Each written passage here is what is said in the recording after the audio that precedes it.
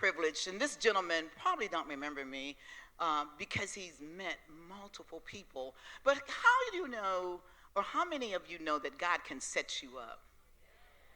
So when I met this gentleman, I had no idea in my life, and I met him back in the late 90s, early 2000. I had absolutely no idea that I would be in his presence and would get the opportunity to introduce him. In my garage is a book that I just couldn't find. You know, we got all this junk, right? So I can't keep them. So I went and I invested in some more. It didn't matter. But the book that I first got from him was Think and Grow Rich, A Black Choice. Think and Grow Rich, a what kind of choice? A what kind of choice? A black choice. That means you got to choose how to do it, right? Then I realized when I went to go get the book, since I couldn't find it, and I actually have this one in my library as well because it was good, Think and Grow Rich, A Black Choice, Daily Motivations for African Americans' Success. Daily Motivations. And then the final book, which I did not have, but I have now, and it's not just about the dollars, but you know what? It's also about what's happening in your soul, because you can have all the money in the world and don't know what to do with it, right? The Wealth Choice. The Wealth Choice. Success Secrets of Black Millionaires. You are going to get some secrets today. So let me just go ahead and do what I'm supposed to be doing and reading this bio of this gentleman that I met. I call him a great man, and I really do, a great man, a man of action, a legendary in our times. We are here to get this, right? Ladies and gentlemen, the gentleman that I will introduce to you after this video and I read his bio is phenomenal. You have been chosen by God to be in this room at such a time as this. He's going to teach you some skill sets in the game. Dr. Dunamis Kimbro, he is an educator, the New York Times best-selling author, and expert on leadership, wealth, and success. Subject matter expert. You want to learn from somebody that's already done it and know what to do. As a New York bestseller, Napoleon Hill Foundation certified trainer. Y'all know about Napoleon Hill, okay? And we got Dr. Dunamis Kimbro, a black choice in the mix of that, right? And professor. Dr. Kimbro's experience is both broad and deep. Dr. Dunamis Kimbro is an educator, New York Times bestseller author. Dr. Dunamis Kimbro has documented and shared his principles and data-driven insight on peak performance with thousands of followers around the globe. Dr. Dunamis Kimbro has documented and shared his principles. I said that twice, and I know it, because I want you to know it's not anyone else's principles that he shared. It's his principles, and he has been sought out to do this, okay? Finally, I want to say to you concerning him, with decades of experience as both an academic researcher, y'all know this Android really give me a hard time right now, but it's okay. Real-world practitioner of business, entrepreneurship, and leadership, Dr. Kimbro has worked with dozens of clients to help them develop and strategies and find solutions to our complex business and organizational challenges. I want to say this because I just want to give her props whether she's in the room or not. I said some things: strategies, development, wealth, movement. She's bringing to us the best of the best, and that's none other than Dr. Dunamis D. I just have to give that out there. Because of her, we get Dr. Dunamis Kimbro. It's all about proximity. Stay close. Let's watch this video.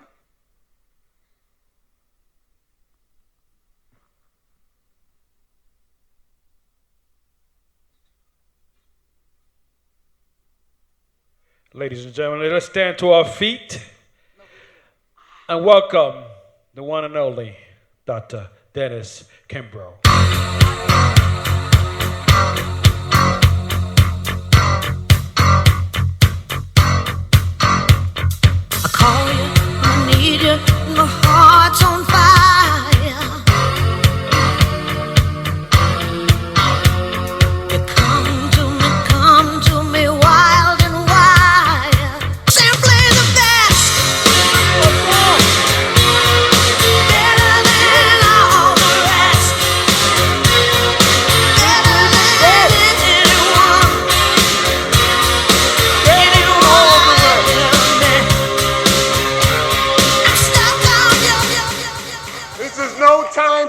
to dim your light. Simply the best. If you knew who walks beside you on this journey called life, you would never doubt or fear again. You need to fall down on your knees and thank God that you are created in his image. He's not created in yours. And what is his image? His image is perfection. His image is completeness. His image is wholeness. His image is belief. His image is just the opposite of all the nonsense that we see day in and day out. Simply the best. Dunamis women. Poised, polished, confident, trailblazer, groundbreaker, second to none, and real authoritative men. Where are my men? Where are my men? Come on, fellas. Real authoritative men. What in the world does that mean? Ain't afraid of nothing, all grown up, brother. Love women, take care of children, brother. Stay home and read a book, brother. A brother that will not only play, but a brother who will pray. A brother who will not only date, but a brother who will develop. Bathe the children, get them ready for school the next day, brother. Attend a PTA meeting, brother. Clean the kitchen after dinner and let mama have a break, brother.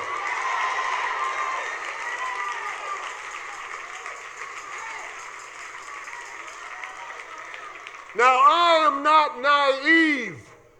Take a good look. This ring has been on my finger for more than 55 years.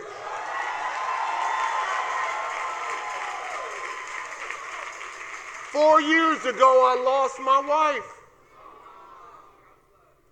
4 years ago, she made her transition. When my youngest was born, she had, sit down. She had a seizure on the delivery table. They gave her several pints of blood. She contracted hepatitis. And if anybody knows anything about hepatitis, they call it the silent killer. Why? Because eventually it will go ahead and catch up to you silently. And we were 7 months short of our 50th anniversary. We got married as seniors in college. We got married by a justice of the peace. And we didn't know anything because right after we got married, we went back to class. Didn't know anything.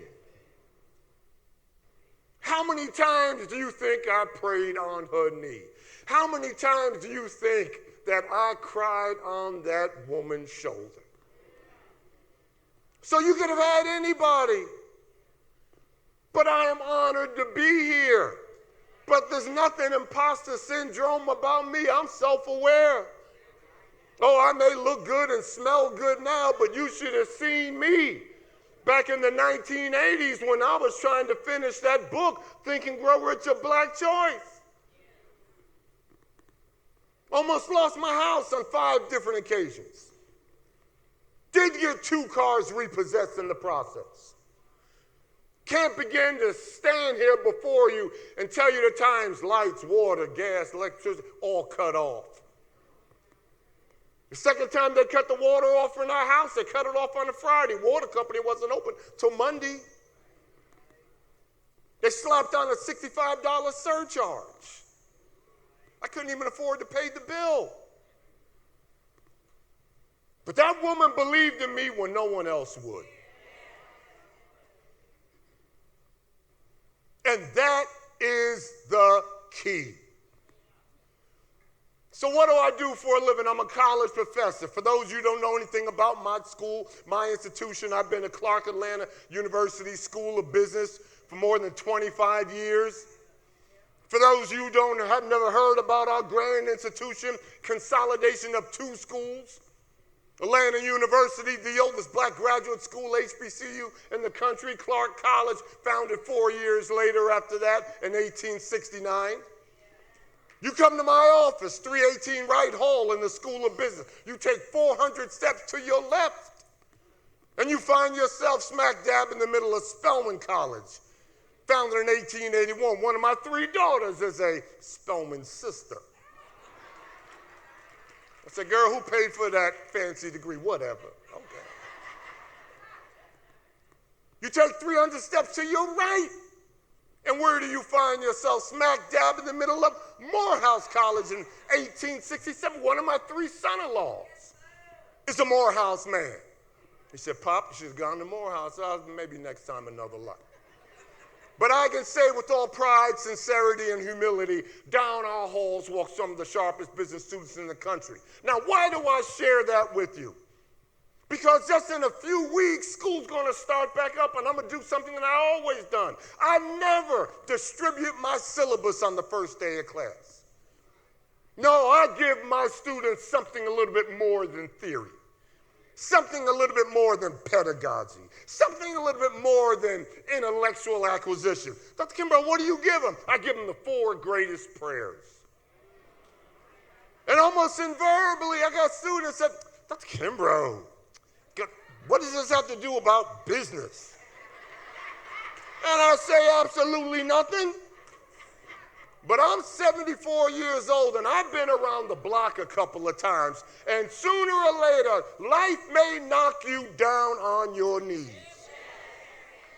And when it does, here's some excellent reading material. Do you even know the 4 greatest prayers, Dunamis Woman? Iconic Dunamis Woman. Number 1, Lord's Prayer, Our Father, who art in heaven. He didn't say the black father, the white father, Hispanic, Asian. He said our Father. So what does that mean? It means that we're all interconnected. We are all one. I'm not my brother's keeper. I'm my brother's brother. Who art in heaven. Heaven's not a location. Heaven's a state of mind. You want to find heaven with me? You'll find it when I'm around my grandson, 12 years old, baseball, basketball, football. I see myself in him. I see my Father in him. Who art in heaven. You got one goal, one objective. To go ahead and unite in that same mindset. Mindset, heart set, soul set, health set. Everybody's talking about artificial intelligence. Yeah, artificial intelligence is okay and good, but there's one level higher than that. It's called soul intelligence. What is soul intelligence, ladies? Soul intelligence is based on feelings. Girl, where'd you get that idea from? I just felt the Lord speaking to me. Oh, okay. How'd you come up with that idea? I just felt it in my gut. So the Lord's Prayer, the Beatitudes, blessed are the meek, for they will see God. Well, what is meek? Meek doesn't mean weak. Meek doesn't mean, falling into the background. It doesn't mean that. It means without any preconceived notions, no hidden agenda. Blessed are the righteous. Well, what is righteous? Righteous is not holiness. Righteous is not sanctified. Righteousness is right use of your mind. Right use of your mind. Whenever your Lord and Savior, and we're going to talk about business, but we got to get something straight. Whenever he would walk into a village, into a hamlet, and he would heal the sick, and he would heal the impoverished and the depressed, before he walked away, he always said the same words. Now go and sin no more. Well, sin doesn't mean, well, you were not looking. I took the last cookie out of the cookie jar.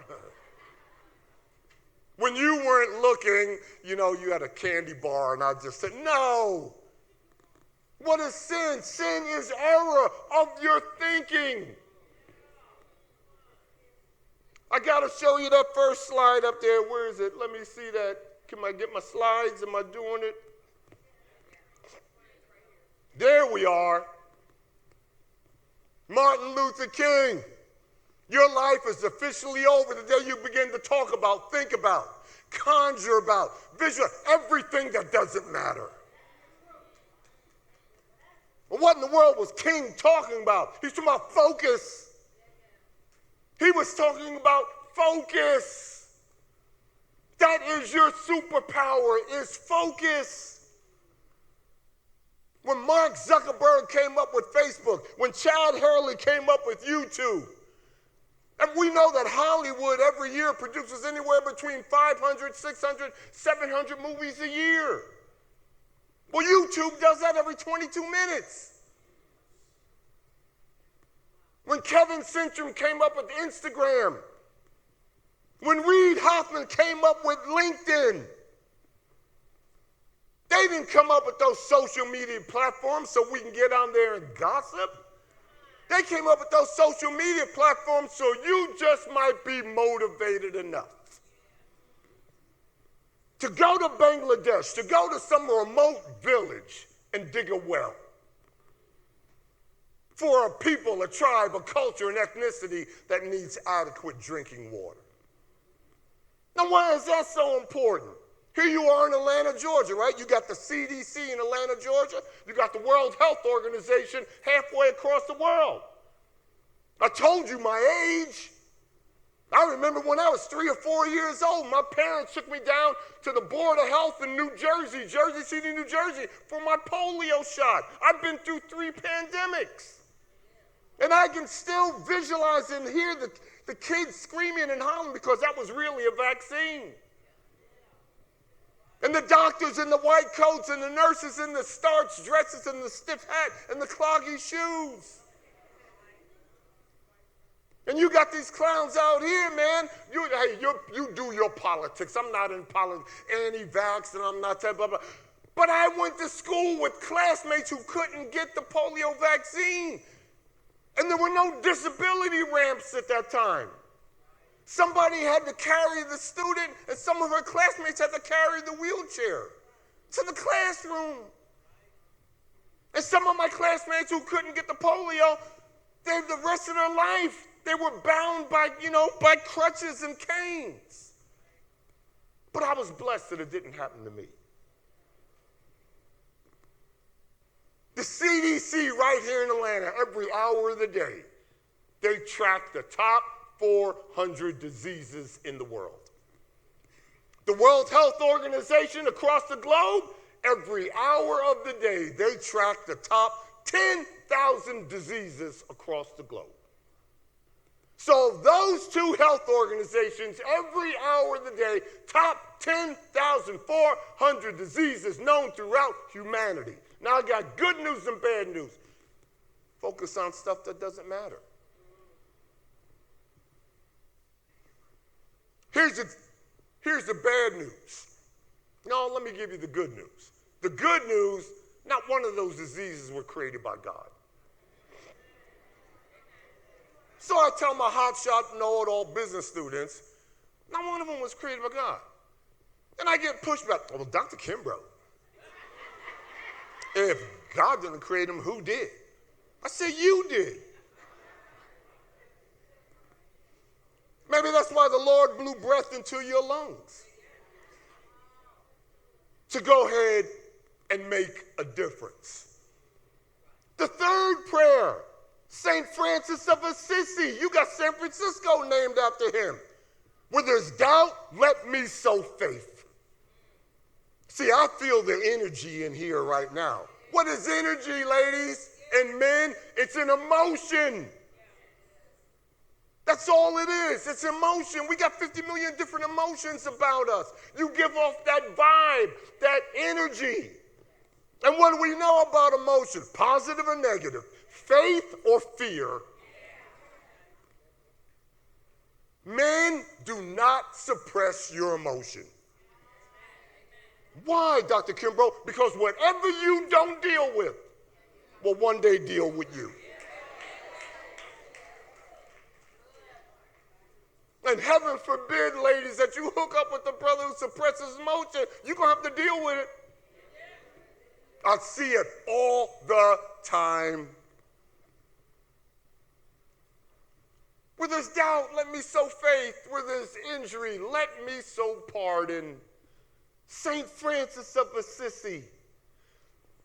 And what is faith? Faith is visionary. I was talking to Ariel, and I had Zoom calls with Dr. D. Visionary to pull something like this together.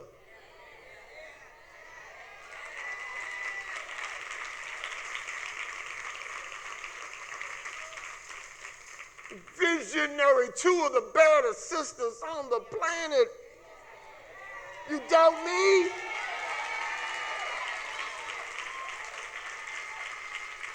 It takes 17 years to drive, 18 years to vote, 21 years to be classified as an adult, 25 years to produce a decent bottle of scotch. You want to run for political office, either senator or congressman? Takes 35 years. You want to run for presidency? Takes 42 years. You want to retire? Takes 67 years now. But baby, it takes a lifetime to produce a Dr. D and an Ariel.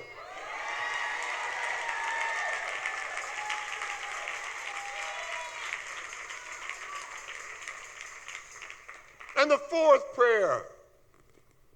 Wow, Mother Teresa. Oh my God. Mother Teresa. People might tear down in a day what took you years to build. Build it anyway. People may laugh and scoff. The cynics will come, the doubters will come. Build anyway.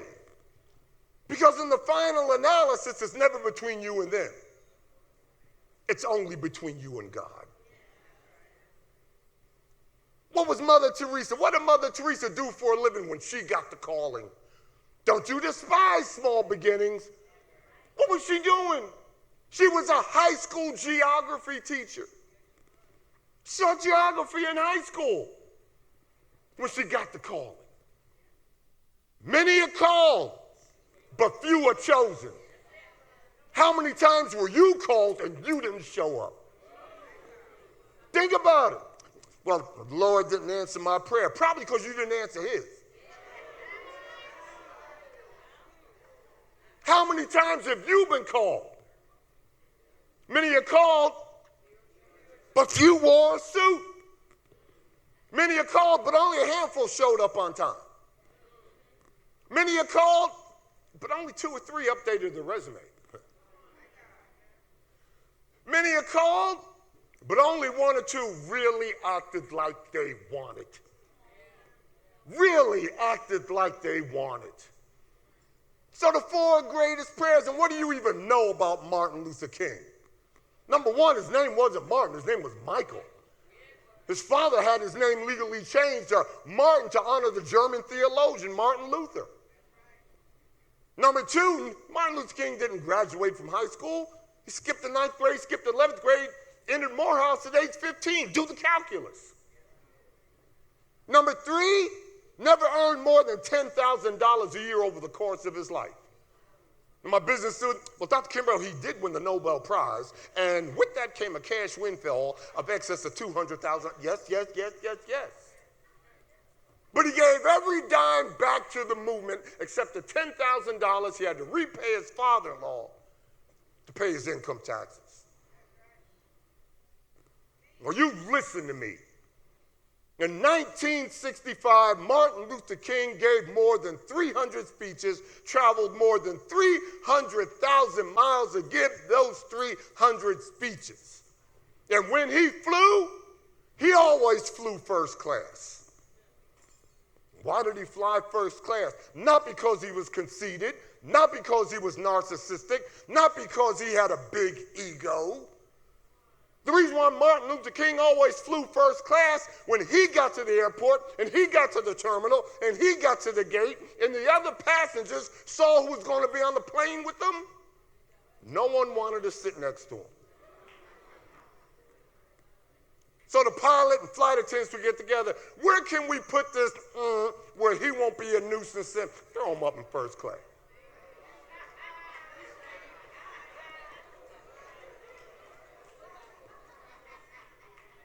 So what do I do with my students? I give my students an index card and a number 2 pencil. And I tell them, write the number 30 on that index card. And I want you to look at that number 30 every day of your life. When you don't think you can pass my midterm, I want you to look at that number 30. When you don't think that you're going to graduate from this school, look at that number 30.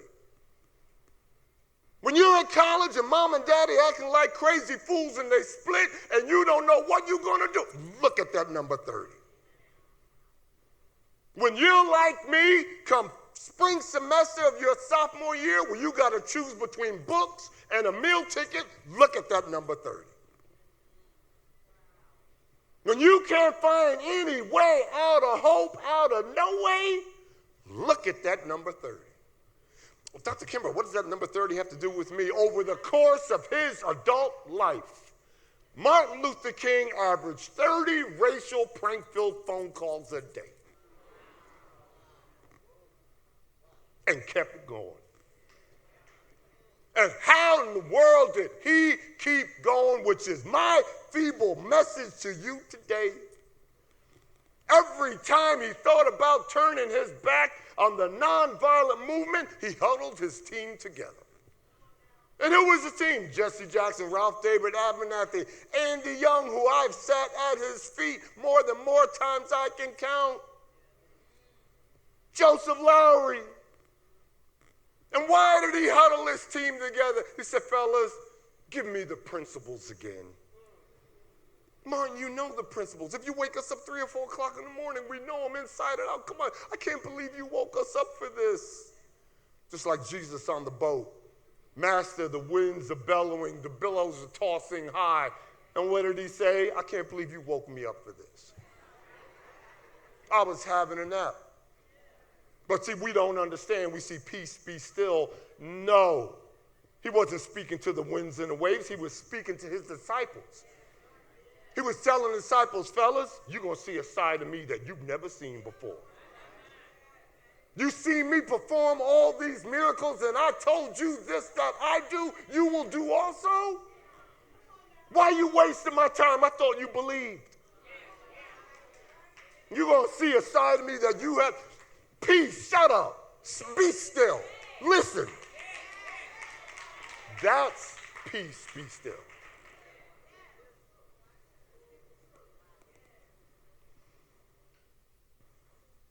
Look at that number 30. Martin Luther King got up the same hour of the day every morning, 6:30 in the morning, and he called the first hour of the day his golden hour. And this is where you come in.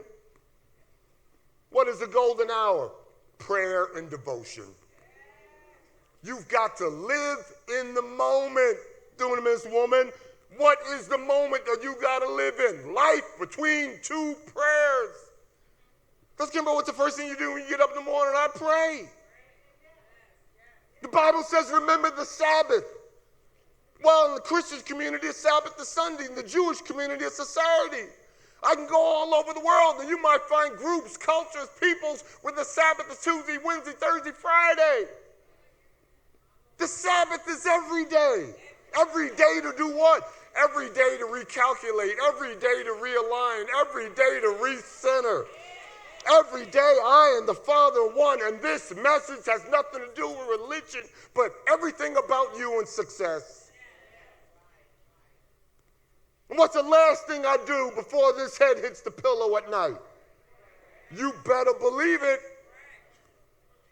Because this journey called life is one big classroom. That's all it is, unlike any classroom that you have ever been in your life. Why? You're not only the student, you're the teacher. So teach yourself well. So what are the principles? And that's the new normal. Principles, got to ask you 4 questions. Question number 1, where have you been? I'm looking around now and I see everybody. I see some young folks and blah, blah, blah. But I don't see anybody 12, 13, 14. There might be some 16 years old that's in here. So in other words, everybody here got a little age on them. But you got to give an accounting for your time. Where you been? You just hearing about this group? You just hearing about this organization? You just heard about this 3 weeks ago and you decided to fly? Well, where you been, girl? Hey, bro, what you been doing? Because what do we know about the Almighty? We know the Almighty's perfect accountant, and the Almighty keeps a perfect set of books. So where you been? Question number 2, why are you here? You talk about purpose. Why are you here? Well, I'll tell you right now why you're here to serve. You are here to serve. Service is the price you pay for the space that you occupy. At the counter of success, there are no bargains. You must pay the price in advance and in full. And if you got to cry and weep about it, you didn't want it to begin with. Q plus MA equals C. The quality of your service plus the quantity of your service plus the mental attitude in which it is rendered always equals compensation. So go find somebody to serve. People don't care about you until they realize how much you care about them. Malcolm Gladwell wrote a book called Tipping Point. I don't know if you ever heard of it.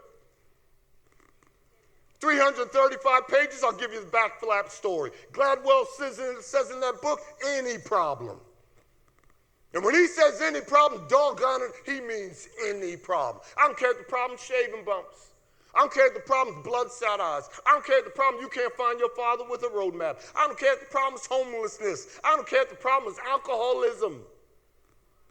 Gladwell said any problem can be solved if only enough people care. Got a problem? Go find somebody who cares. And what do we know about caring? You can't fake caring. Just like that Outback steak commercial, you can't fake steak, well, you can't fake caring. I got 3 grown, college-educated, advanced degrees, married, homeowner daughters, and I got 4 grandchildren, 3 granddaughters. And how do they spell love? They spell love C-A-R-E. Were you there? And did you care? And then the last principle, according to Dr. King, believe in yourself when no one else will. Believe in yourself when no one else will. One time Martin Luther King got his team together and he was in a jovial mood that turned serious, and he said to his team, fellas, we got to be out of our mind to think that we can change this country. But if we do change this country, I got some good news and bad news. So let me give you the bad news first. If we do change this country, no one seated at this table today will live to see age 40. As you know, King transitioned at 39. He said, but here's the good news. Countless generations will benefit from the work that we are doing today. And it's all based on self-belief. Believe in yourself when no one else will. See with your mind's eye, because your physical life will lie to you. I was on a podcast, and the podcast host said, Dr. Kimbro, what books would you suggest? What books do you tell your students about? And I said, I'm a bit of a crazy guy. You can learn from anything. I mean, come on, man. I'm in front of Gen Z all day, every Tuesday or Thursday. Yeah, I can learn from rap lyrics and blah, blah. So I did suggest a few books. And one of the books that I suggest that you get It's Alice in the Looking Glass. And he poo-pooed me. He gave me, that's a nursery rhyme? That's a child book? You teach MBA class? What is that? I said, that's one of the best entrepreneurial business books out there. He said, you got to be kidding. He said, well, in 1863, 1864, Lewis Carroll wrote Alice in Wonderland, and his sequel, follow-up book, which has everything to do with you, is Alice in the Looking Glass in 1869. And to give you the back flap story, there's Alice in the garden, and she stumbles right in front of a mirror, the looking glass. Now, this is where you come in. Lewis Carroll, the author, says when Alice sees her reflection in the looking glass, says, Alice, what do you see? Dunamis Woman, when you look in the mirror at home, what do you see? I don't care what room you go into, ladies. Every room for the rest of your life that you go into will contain two seats. Number one, the seat that you aspire to take. And number two, the seat that you will take. And that's why I got a sign in my classroom. At one time, everybody on that campus at Clark Atlanta knew my class. Why? I had a sign on my door. And what did that sign say? If you don't want to, if you don't want to work hard and you don't want to lead, under no circumstances walk through my door. Because I got a big ego, I'm all that. No, it's not fair to all the people who gave me an hour, a portion of the day to be interviewed, and I got them all. From Tyler Perry to Steve Harvey. Steve Harvey spoke in my class. Ayala Van Zandt spoke in my class. Eric Thomas, well, he spoke in my class. Ladies, you should have been there when Tyrese Gibson spoke in my class. Dr. Kimbro, take a picture of me and Mr. Gibson. No, I don't want you in the picture, Dr. Kimbro, just me and... Calm down, calm down.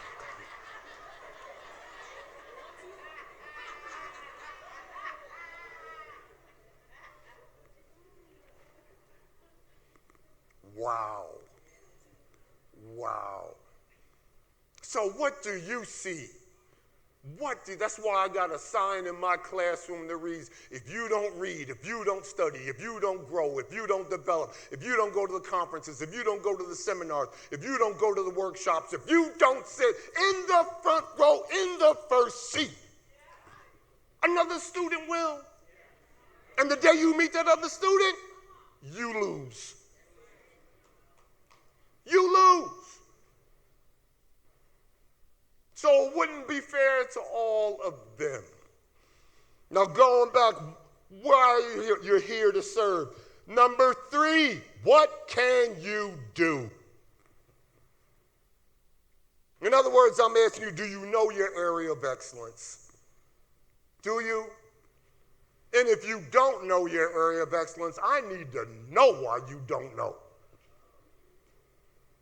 Why did the Lord take time out of his busy schedule to blow breath into your lungs? Come on, connect the dots. Why was I born in 1950 and my dad born in 1914? Well, the world, the universe wasn't ready for me then. But when 1950 came, all the stop signs were removed, all the lights were turned green. If you lived a normal life, and what is a normal life according to Census Bureau? 77, 78 years on earth. That's all it is. I hope and pray I live longer, a fruitful life, a fulfilling life. But if you lived a normal life, do the calculus. You get 28,000 weeks. You get 40,000 days. Ladies, I'm telling you, time is not running out. But your life is. So here's the entrepreneurial question. What are you going to do with the rest of life that you have left? So what is your area of excellence? Why are you here? And how do you even find your area of excellence? You ask yourself 3 critical questions. Question number 1, what do I love to do? What do I have a passion for? What can I throw my whole heart and soul into? Dr. Kimbro, what do you love to do? I'm a nerd. My daughters make fun of me, man. When I was a sophomore undergrad, my fraternity brothers called me the professor. I said, why you guys call me the professor? What's that about? Kimbro, you always got a book under your arm.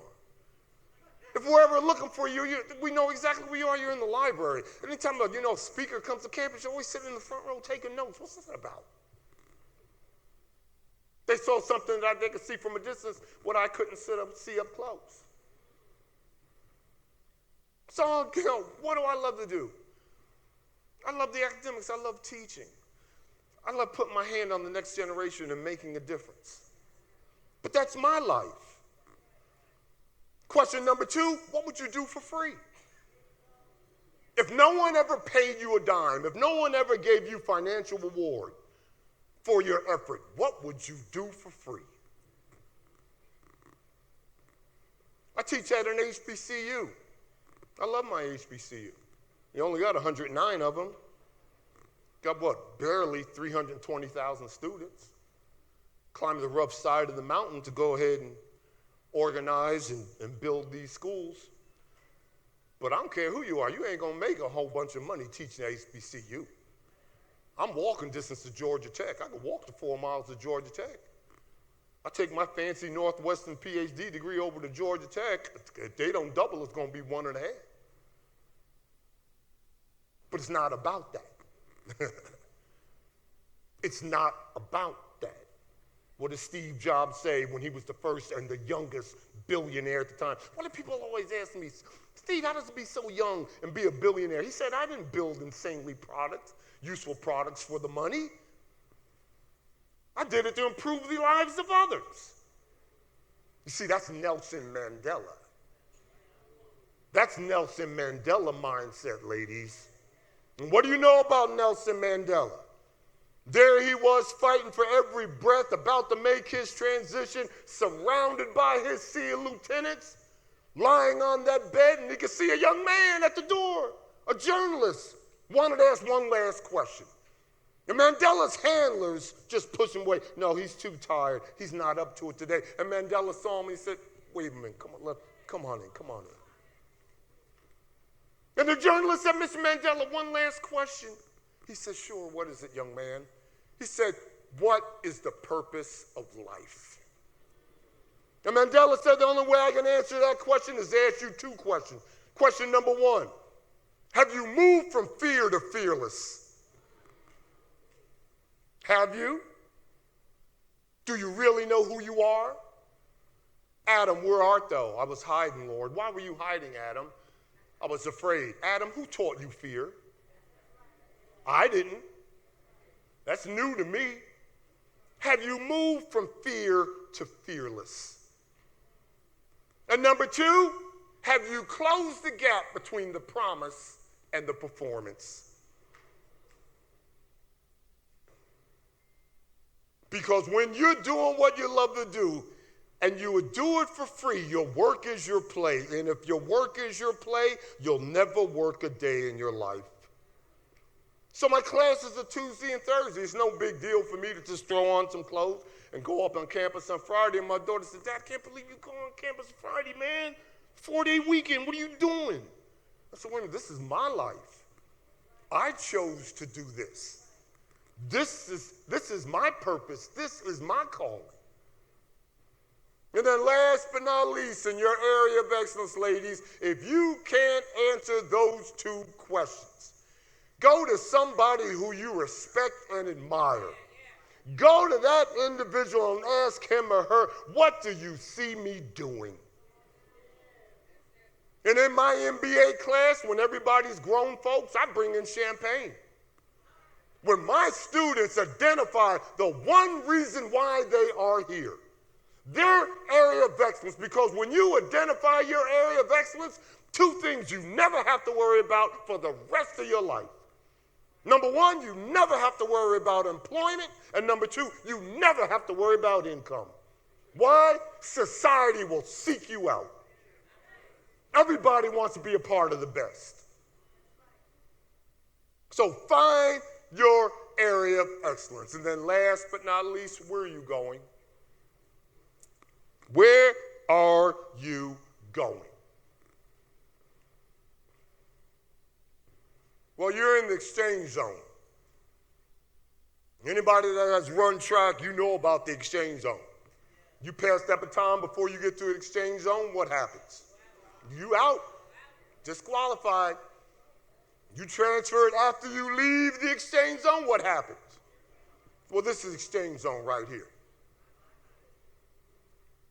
There's not an individual in this room, in this ballroom right now, if I gave you 1 hour to go back to your home, call your banker, call your money manager, whatever, like my mama, look between the pages of her Bible, to come back and tell me how much money is in your possession.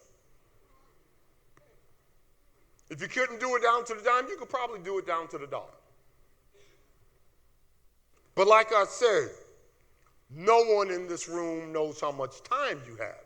And if you're like me, you don't want to know. So what am I saying? You're in the exchange zone. You are in the exchange zone. Let me just finish this with Alice in the Looking Glass. Because this is on my mind, I got to tell you a story about Jay-Z. Oh my goodness. Whoa. So he says, Alice, what do you see when you see? And then he asks Alice the second question.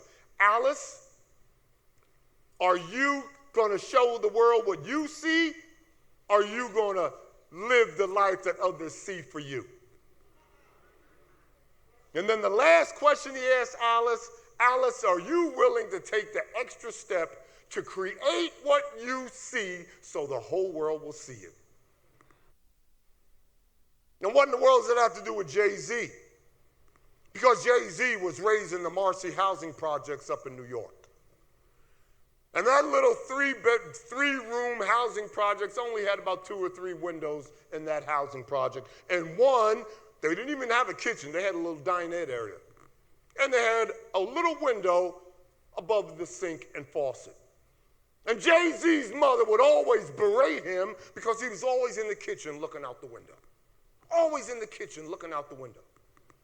And his mother says, son, why are you always in here looking out the window, looking at those drug addicts and crack addicts and abusers and scammers and everything? And what was Jay-Z's response? He said, Mom, I'm not looking at drug addicts and crack addicts. That's my future that I'm looking at. What do you see? Take a picture of that, the self-concept. Oh my goodness, only 14 minutes left. Whoa. This is Speak Ed. And what does the self-concept have to do with you? Because everybody's got a self-concept. Self-concept is broken down IAAAMA equals P. Inborn attributes. What in the world is an inborn attribute? It's your race, color of your skin, blah, blah, blah. Your sex, blah, blah, blah. Inborn attribute is fixed at birth. What is AA? AA is an acquired attribute. And what is an acquired attribute? It's those attributes that we acquire over time that can be changed, but it takes a long time to change them. Look at my case. What did my mother do for a living? My mother was a nanny. My mother had a 7th grade education, but don't get it twisted. She corrected my English. My grandfather was a butler. My grandmother was a maid. They worked for a wealthy white family in North Carolina. And out of that union comes me, a couple of generations left. So anything that I want to change based off of the shoulders I stand on, going to take a while to change them. That's an acquired attribute. But an acquired attribute, if you throw in mental attitude, MA, and the longer that I live, the more I recognize the power of attitude. Attitude is more important than circumstances. Attitude is more important than where you come from, where you're going. Attitude is more important than giftedness and skill. And we got one string, one note that we can play on that will have a direct bearing on our life, which is attitude. Life is 95% of what happens to you. But that 5% difference will spell all the difference in the world. And that self-concept will lead to success. Please take a picture of this. Woo, 10 minutes left. You got 50 million folks out there writing books about money and this and that, and I did. I'm the same way. Some of the best advice I was ever rendered when I was about to defend my dissertation at Northwestern, my department chair said, Dennis, don't look at this, your dissertation as a requirement for your degree. Look at it as your first book. And what was my dissertation on? It was on wealth and poverty among underdeveloped countries. And right after I was granted the doctorate, I turned to my wife and I said, Pat, I know my first book, but I want to make a change. I don't want to study poverty. I just want to study wealth. And I don't want to study nation states. I want to study people. So I pulled out sheets of paper and I wrote down names, all the game changers, starting back in the late 1970s forward. They didn't know me, but I knew them, and I asked for an interview. And they gave it to me. So the information is there on wealth, but it's really not about wealth. We always throw a dollar figure on it, and you can't do that. So that is success. It's a 6-pointed star, and you can judge and gauge where you are in life by the various points of the star that you incorporated in your life. And top of the star, number 1 is peace of mind. Lord have mercy, I've been around millionaires and billionaires who can't find peace of mind with a GPS. Can't find it with a roadmap. I don't want none of that. And what is peace of mind? It is the absence of all negative emotions, fear, anger, jealousy, hatred, guilt, greed. And to the extent that you've taken all those toxic emotions and energy out of you, you will have peace of mind. What does the Bible say? The Bible says, blessed are the peacemakers. Maybe me and Dr. D, we got in a disagreement and we ain't speaking to each other and we got attitudes, and then one day we hug and kiss and make up. It doesn't mean that. When it says, blessed are the peacemakers, blessed are those who got peace of mind. And if I have anything, I got peace of mind. It's a gift from God. Wealth isn't the absence of poverty. Poverty is the absence of wealth. There's no such thing as poverty. Yeah, you find it if you look for it, but you were born in abundance. You got abundance all around you. And where does it start? Look at the Bible. Do you believe in God? Yes, I do. Well, believe in me also. Who is to believe in me also? Your imagination. Jesus, your imagination. You don't see it and believe it. You believe it and see it. How many times did I walk into bookstores and ask for my book long before it was finished? You had a B. Dalton's bookstore in Midtown in Atlanta. I would go in and ask for my book.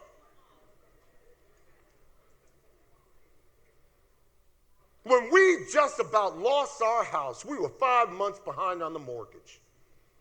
And it was on a Sunday, and the bank sent photographers on a Sunday to take pictures of our property.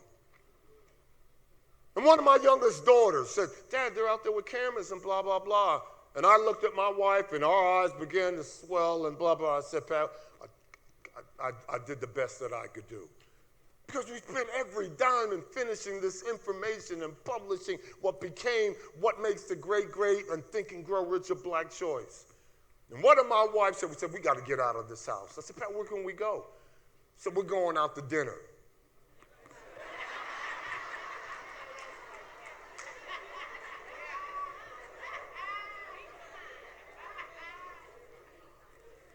I said, girl, they still make dinner? I mean, we haven't seen dinner in years, man. I said, how are we going to go to dinner? We don't have any money. She said, I'm going to write myself some money. I said, I don't want to go there. Right there on Memorial Drive, Southwest DeKalb, we went to a Chinese restaurant, one of our favorite at the time. And after you eat your Chinese fare, they bring you the fortune cookie. And we were there. I was crying in my iced tea and blah, blah, blah. And I said, man, we did the best that we could, fought the good fight and this, that. And they brought the check and with the fortune cookie. And she opened up her fortune cookie and she read it to me and blah, blah, blah. And then she said to me, she said, open up your fortune cookie. And I opened up the fortune cookie and I read it. And I said, this ain't my fortune. And she said, what's the fortune cookie? And I said, some nonsense about, will you read me your fortune cookie? I said, Pat, this is not my fortune cookie, but before we leave this restaurant, I'm going to find my fortune cookie. And I went around the darn near every table in that Chinese restaurant to find a fortune cookie that was my fortune cookie. I don't care if guests were there and they left it, I picked it up and read it, and they had security, and Pat was saying, they're going to call security, they're going to throw us out of here. What are you doing? And I was yelling back and forth. They thought I had a nervous breakdown. I said, I'm finding my fortune, and I'm not leaving till I find it. And there was a fortune cookie, one last one, and I picked it up and I read it. And I held it up across the restaurant, and I said, Pat, I found it. And if you want to find my fortune cookie, what it said, you come to my study and you look at my Bible that was given to me as a gift on a Father's Day more than 20 years ago. And you open up the first page and look down, and there it is. And what did it say? Your life will be surrounded with wealth and riches. Do you believe in God? Yeah, well, believe in me also. Health and energy. You are health. You are energy. Sickness is not the absence of health. Health is the absence of sickness. There's two types of medicine, Ayurveda and allopathic. But you're told, work out your own salvation till you get to the point of Ayurveda, it better be allopathic. I got on the scale this morning, I'm 210. I shouldn't be an ounce over 190, 195. I've been a runner for more than 30 years. I've had both of my knees replaced because of marathons, half marathon, 10Ks. My knees were barking. Now I know it created in his image. He's talking about, we're going to get your knees replaced and blah, blah, blah. Does God need knee replacement? But I wasn't at that point. So I had to work out my salvation on my level. See, the Bible is a very old book, but it's still ahead of its time. 10 Commandments weren't written to punish you. 10 Commandments are written to protect you. You'd be shocked how few people can translate the 10 Commandments. I am the Lord your God, and you place no gods before me. Well, if I asked you to come up with one word for God, what would you tell me? Well, God is love. What do you place before the love of God? Oh, girl, I love that outfit. Hey, Kimbro, I like the rims. I love those rims on your car, man. You don't love anything that can't love you back.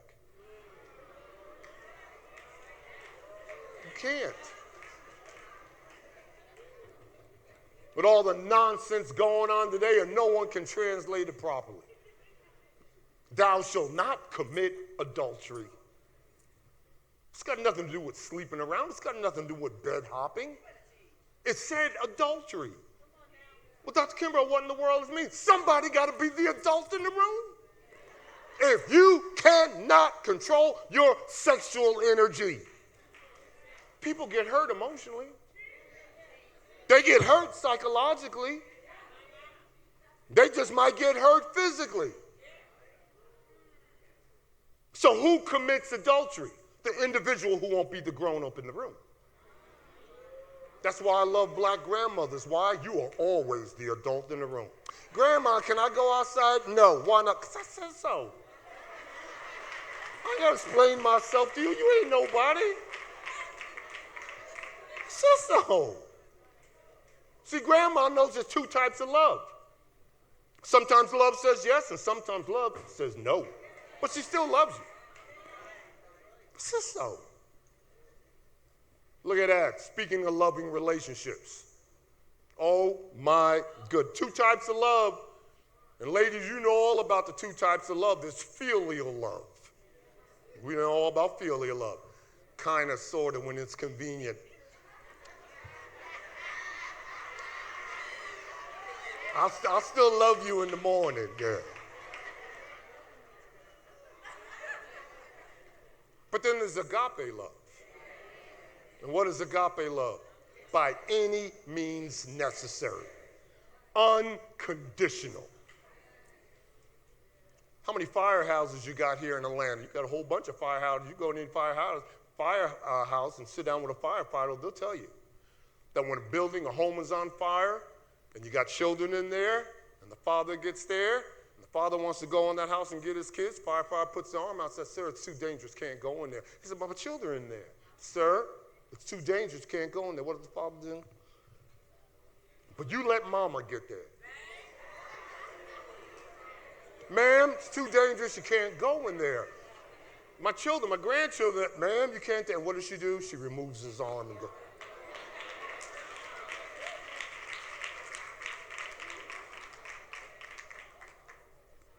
That's the power of love. And the one thing, listen to me, man, you don't suppress that power. Talking about men aren't emotional, blah, blah. You don't. It's energy. It is energy. You can't suppress your energy. Financial freedom, financial independence. What in the world does that mean? It's going to be different for different people. I remember when I interviewed Bob Johnson at BET years ago, and he said he had to be the first black billionaire. But you ask my mother, grandmother, oh man, if I could just get me $50 extra a week, that's my level of financial freedom. You cannot put a dollar figure on it. It's different for different people, but you're still successful. Success is the progressive realization of a worthy goal or ideal. That's all it is. So under that context, a successful individual is an individual who says, I want to be a school teacher, gets a degree in education, and teaches school. They're just as successful as these 800 billionaires that you got here in the United States. Of the 12 billion billionaires, and I interviewed 5 of them that you got here in the United States. But I want you fulfilled. That's what I want. But whatever that level of financial freedom is, you have got to define it. And you are deserving for it. It is yours. It doesn't take forever to manifest. It takes focus. It takes focus. I said focus is your superpower. If I found out anything about Black America's top 1%, they don't manage their time, they manage distractions. They manage their focus. Because research has shown every time that the longer that you are in focus, you are in the flow moment. And what is the flow moment? Oh man, feed the ball to LeBron James, he's hot tonight, he can't miss. What is the flow moment? Oh, Beyonce, sing one more song. You are hot tonight in this concert. In the flow. But as soon as distraction comes, it takes minimum, according to research, 27 minutes for you to realign and get refocused. That's a half hour. Now, how many times are you distracted over the course of a day?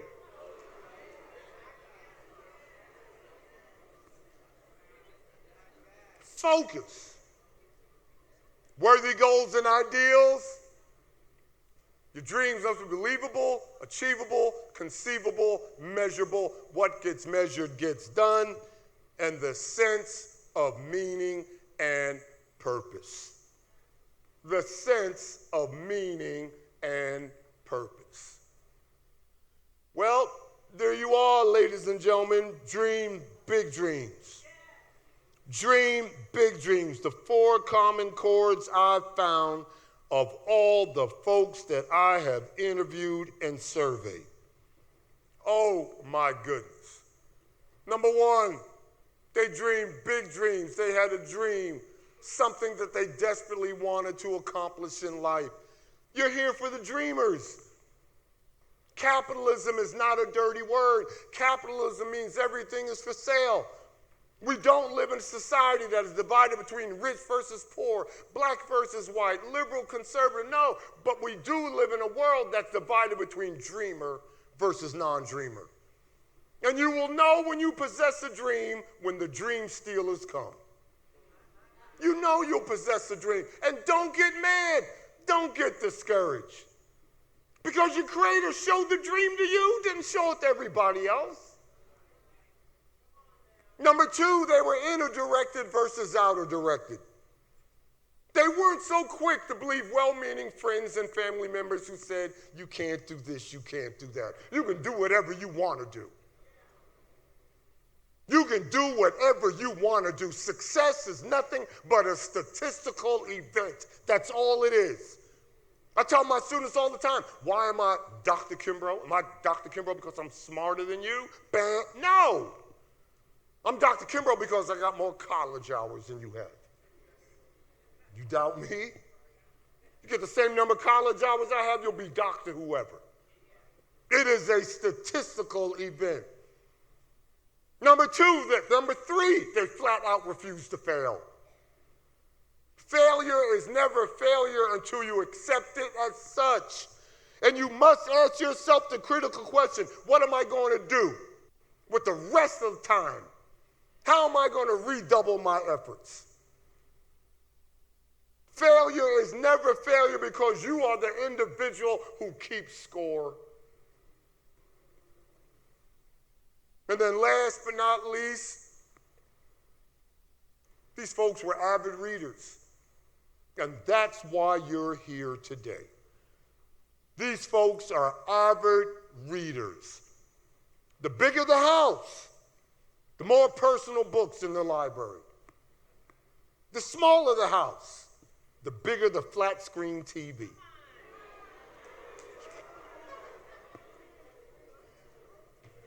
Dr. Kimbro, what in the world are you saying? I'm saying either read or learn to fail gracefully. Somebody said it couldn't be done, but he with a chuckle replied that maybe it couldn't, but he would be one who wouldn't say till he tried. So he buckled right in with the trace of a grin on his face. If he worried he'd hit it, he started to sing as he tackled the thing that couldn't be done, and he did it. Somebody scoffed, oh, you'll never do that. At least no one has ever done it. But he took off his coat and he took off his hat, and the first thing we know, he begun it. With a lift of his chin and a bit of a grin without any doubting or quitting. He started to sing as he tackled the thing that couldn't be done, and he did it. There are thousands to tell you cannot be done. There are thousands to prophesy failure. There are thousands ready to point out to you one by one the dangers that wait till assail you. So with a lift of your chin and a bit of your grin, you just take off your coat and go to it. You starting to sing as you tackle the thing. Spit in his face, he becomes Marcus Garvey.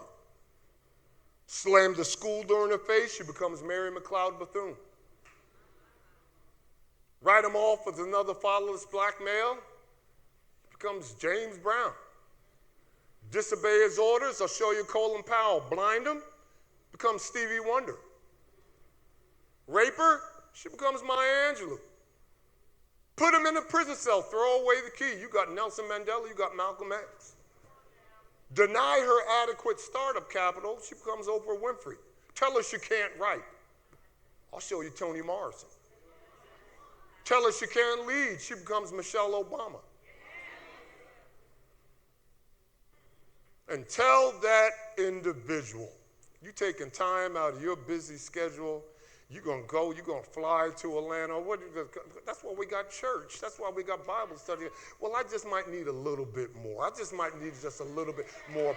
I just might need a little bit more information, and it'll be any man or woman in this room. I'm out of here. I love you.